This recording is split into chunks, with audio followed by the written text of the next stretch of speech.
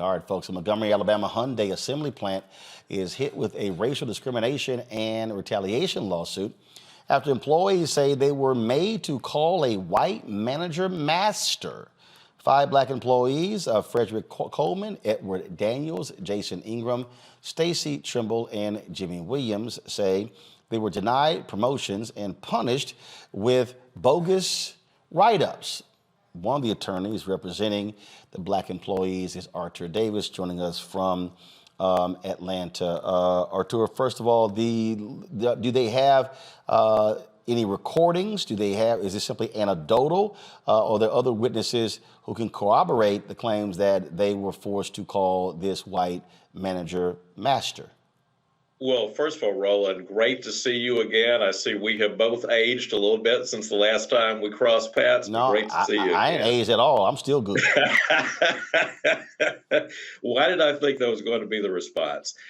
Thank you for giving me a chance to talk about these gentlemen and a chance to talk, I hope, about another lawsuit that was filed a month ago against Hyundai Motor Manufacturing of Alabama. These gentlemen and my client, Yvette Gilkey-Shuford, who filed a lawsuit a month ago, have a very similar story. This is a company where virtually all of the hard work on the floor, the building of cars, the assembly of cars, is done by African Americans. But there is an incredibly hard glass ceiling in place at this Hyundai plant in Montgomery. African Americans are allowed to make it to the level of team leader and group leader, but the more the position pays, the more power the position has, the fewer African Americans you see in place. And yes, the narrative about a group of 30 black men being told that Master Swan wants to see you, the master wants to talk to you, that's incredibly insensitive, and that is astonishing that that happened in 2020. But candidly, that's not the biggest part of this lawsuit. The biggest part of this lawsuit is that this company has built a culture of punishing and retaliating against people who are brave enough to stand up and complain. Most of the gentlemen in this lawsuit at some point have made complaints of discrimination against Hyundai's Montgomery plant. Most of them have taken steps to fight discrimination at this plant. And what they got for their bravery, what they got for their trouble, was being denied promotions, being written up, being given disciplinary infractions that aren't justified. One of them recently, Jimmy Williams, had a serious physical injury. When Jimmy came back to work, he was demoted from his position. Anyone watching this podcast who's ever worked in an HR department knows you can't do that. You can't demote somebody who's coming back off an injury. Hyundai knows better than that. They've never done that. I'm told this is the first time in the last 5 years someone who has a leadership position has been demoted when he comes back from an injury instead of having accommodations put in place. So there are so many things that have happened to these gentlemen and to my other client, Yvette Gilkey-Shuford. It's appalling. So, any response from Hyundai's corporate headquarters to what's happening there in Alabama? The response from corporate headquarters is we do everything that we can in Hyundai to have a discrimination-free environment. That's news to many African Americans who work there. I'll put it that way. And I want to say something about Yvette Gilkey-Shuford, who all this started with. I don't believe that these gentlemen would have come forward if Yvette Shuford had not shown the courage to file her own lawsuit and bring her own charge of discrimination after she was fired back in the summer. Yvette was the highest ranking woman and the highest ranking African American at Hyundai, its Montgomery office. She was out of nowhere demoted in the summer and told that there was a restructuring. Well, guess who the only person was whose job was restructured? Yvette Gilkey-Shuford. While she was the senior black and the senior woman at the plant, the job she was in, director of administration, was redefined. All the leading responsibilities of director of administration were taken away.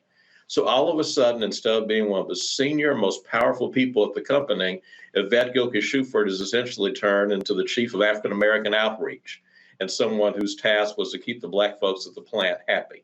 So this company can do better.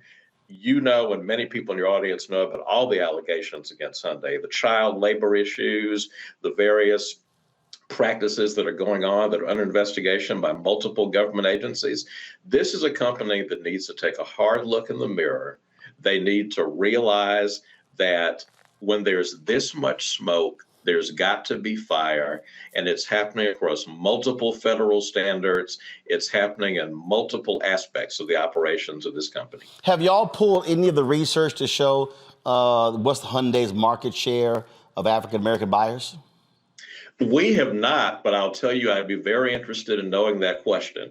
I do know this much. They certainly aggressively market to upper income African Americans, and they aggressively market to a lot of affluent Black folks who are out there. Well, the reality is they're very happy to have Black people build their cars. They're happy to have Black people who have enough money buy their cars, but they're not so happy to have Black people take on senior leadership positions. And once you start, have y'all pulled that data too? Have y'all pulled that data, not just in Alabama, but across the country, the lack of Black executives at Hyundai? Have y'all pulled that data as well?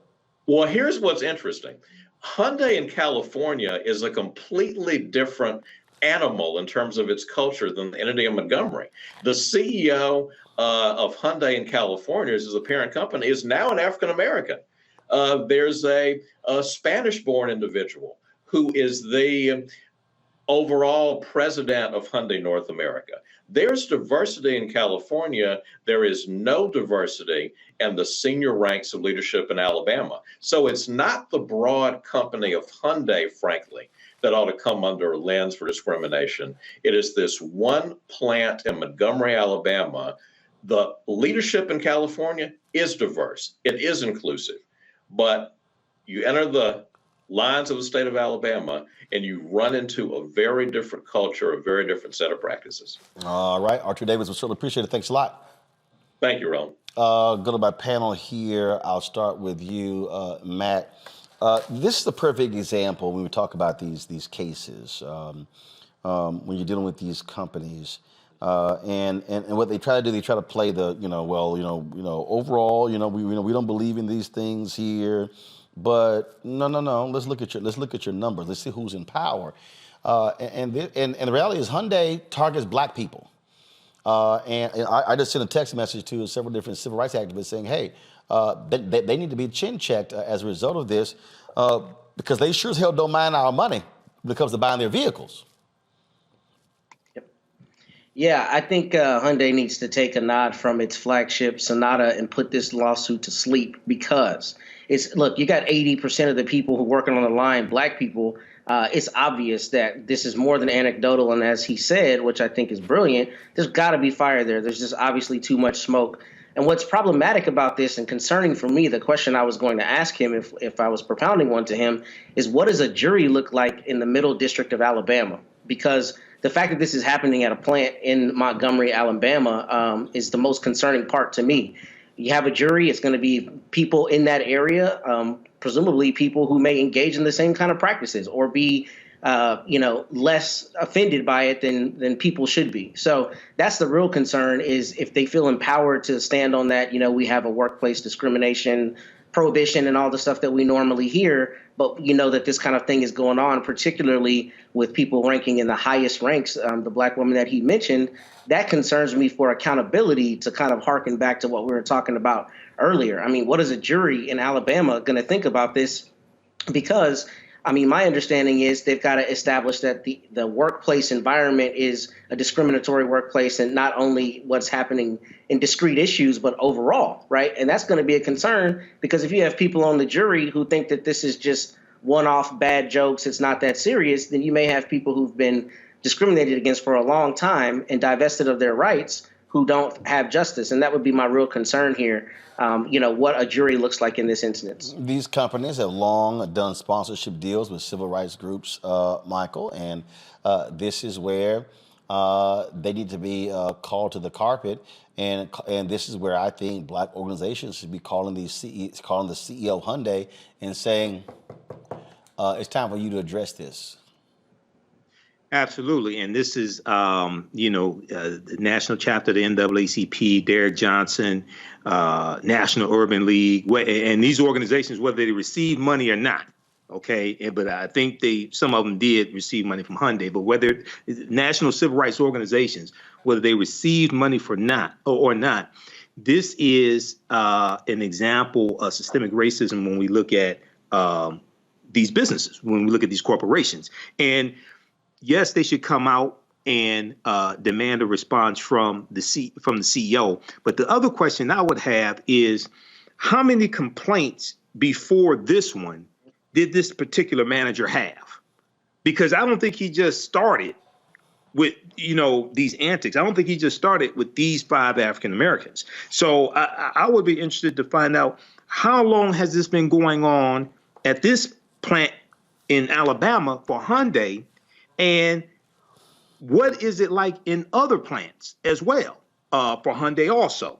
So yeah, but the civil rights organizations definitely to look at this, and we may have to take a page from Reverend Jesse Jackson. Was it 1981, the nationwide economic boycott against Coca-Cola? If it comes to that, we need to study that, because that was one of the most powerful economic boycotts in our history, and it lasted about 30 days or so. I remember when it happened, and he got some significant concessions from Coca-Cola as well.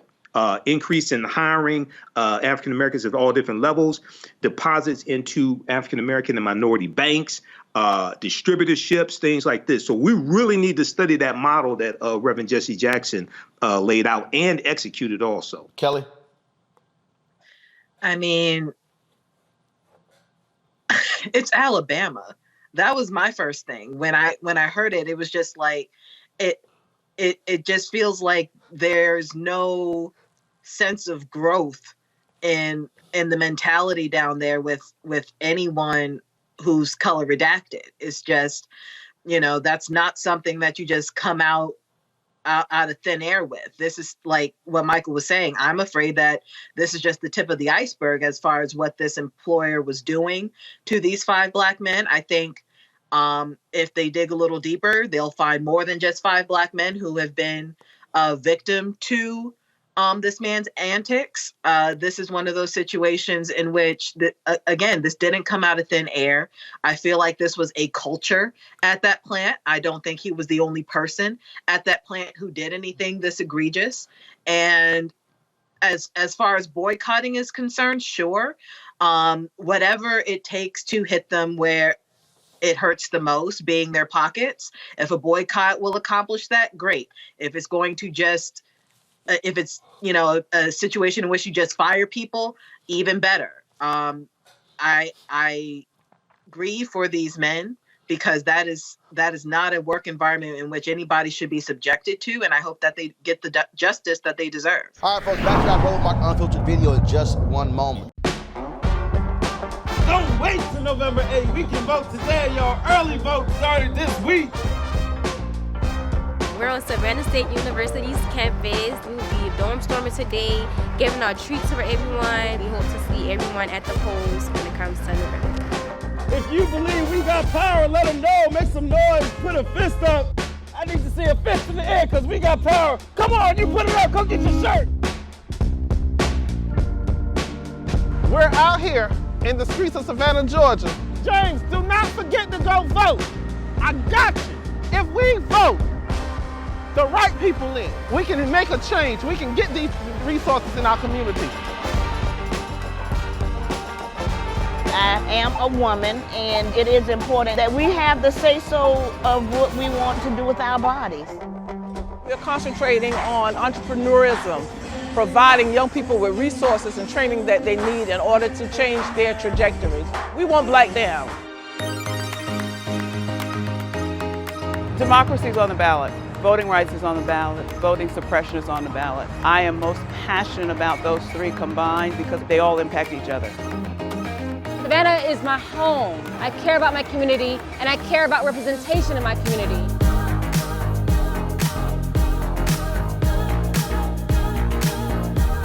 Our voices are still going to be heard no matter what kind of obstacles try to come up against us to stop us from voting. We're still going to be standing our ground. I see the effort that's being made to keep our communities from voting. So that makes me realize it's even more important, because if it wasn't important, they wouldn't be fighting to make sure we could vote. This doesn't stop this year. This is a forever movement. We're going to exert our power as a people, walk in our rightful place.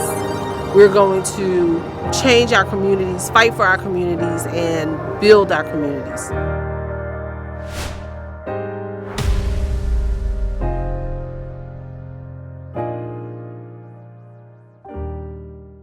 Folks, Black Star Network is here. I'm real revolutionary right now. Support this man, Black Media. He makes sure that our stories are told. Thank you for being the voice of Black America, Roland. I love y'all. All momentum we have now, we have to keep this going. The video looks phenomenal. See, this difference between Black Star Network and Black-owned media and something like CNN. You can't be Black-owned media and be scared. It's time to be smart. Bring your eyeballs home. You dig?